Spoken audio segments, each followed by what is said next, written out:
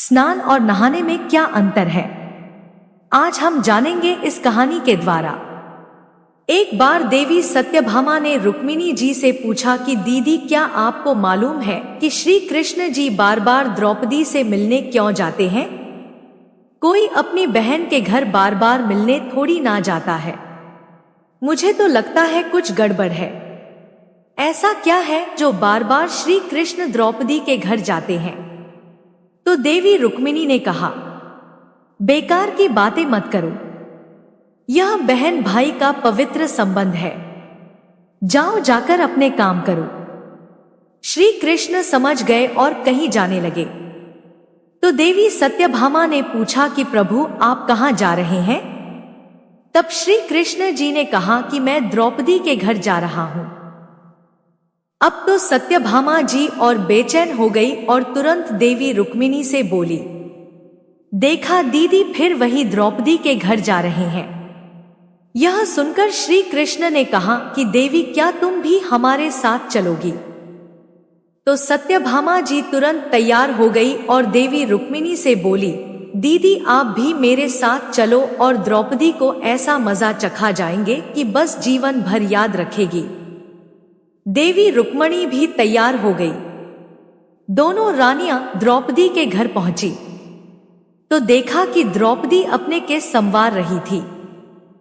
जब द्रौपदी केस संवार रही थी तो श्री कृष्ण ने पूछा, द्रौपदी क्या कर रही हो? तो द्रौपदी बोली, भैया केस संवार के अभी आई। तो श्री कृष्ण जी बोले, तुम क्यों केस संवार रही हो? तुम्हारी तो दो भाभी आई है, यह तुम्हारे केस संवारने। फिर श्री कृष्ण ने देवी सत्यभामा से कहा, तुम जाओ और द्रौपदी के सिर में तेल लगाओ और देवी रुक्मिणी, तुम जाकर द्रौपदी की चोटी करो। सत्यभामा जी ने रुक्मिणी जी से कहा, बड़ा अच्छा मौका मिला है, ऐसा तेल लगाऊंगी कि इसकी खोपड़ी के एक एक बाल को तोड़ के रख दूंगी। और जैसे ही सत्यभामा जी ने सिर में तेल लगाना शुरू किया और एक बाल को तोड़ा तो बाल तोड़ते ही आवाज आई, हे कृष्ण। फिर दूसरा बाल तोड़ा, फिर आवाज आई, हे कृष्ण।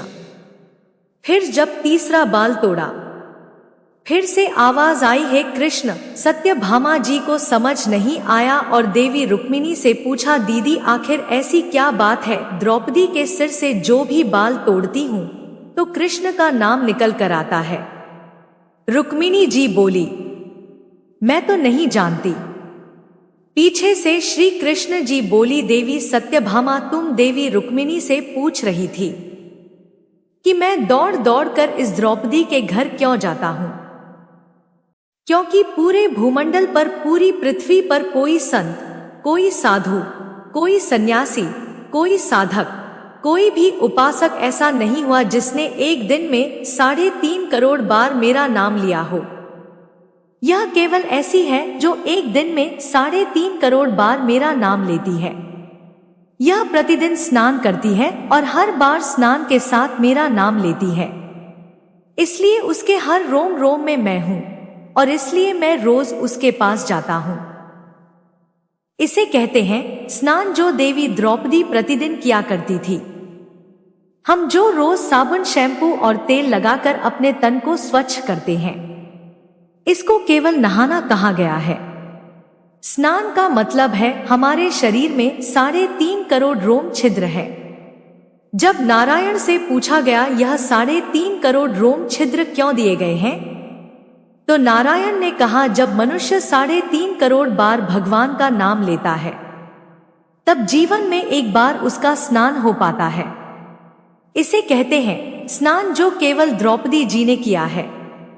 तो आशा करती हूं आपको मेरी यह कहानी अच्छी लगी होगी। मिलते हैं अगली कहानी के साथ। जय श्री राधे कृष्ण, जय श्री राम। धन्यवाद।